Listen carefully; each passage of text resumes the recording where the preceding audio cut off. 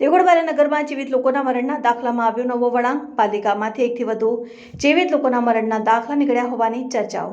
જીવિત મહિલાનો દાખલો નીકળ્યો હતો તે મહિલા આવી મીડિયા સામે। મરણના દાખલાને લઈને પોલીસ ફરિયાદ નોંધાતા મહિલા પહોંચી પાલિકામાં। મંજુલાબેન બારિયાના નામનો મરણનો દાખલો પાલિકામાંથી કાઢવામાં આવ્યો હતો। ઇસ્યુ દાખલો કોને ને ક્યાંથી કઢાવ્યો જેવા અનેક સવાલો। મરણના દાખલામાં પાલિકાના કર્મીઓની સંડોવણી હોય તેમ મહિલાના જણાવ્યા અનુસાર ક્યાંક ફરિયાદી આરોપી બને તેવી ચર્ચાઓ। પાલિકા દ્વારા આપવામાં આવેલી પોલીસ ફરિયાદમાં પણ પોલીસ ભીનું સંકેલતી હોય તેમ। પાલિકામાંથી નીકળેલા મરણના દાખલા અંગે મહિલા સહિતનો પરિવાર અજાણ। શું નામ છે તમારું? સુશીલાબેન। સુશીલાબેન, જે આ મરણનો દાખલો કઢાવવામાં આવ્યો તો તમે કઢાવ્યો હતો? ના, અમે નથી કઢાવ્યો। કોણે કઢાવ્યો હતો? આ નગરપાલિકામાંથી સાહેબ આવ્યા ને, અમે તો બહાર હતા કોમે, ફોન આવ્યો ને તો ખબર પડી કે તમારો મરણનો દાખલો નીકળી ગયો છે।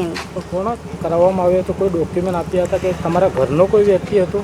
ના, લોન અમે આ સદેસિંહ ભાઈને આપેલી ને લઈને, એમાં એને મૂક્યો હોય ખબર નહીં। મારે જે હાલમાં લોન છે ને એ તો હું ભરું છું, ચાલુ છે, અને 2 લોનો મારે પૂરી થઈ ગઈ, એ તો પૂરી મેં ભરી।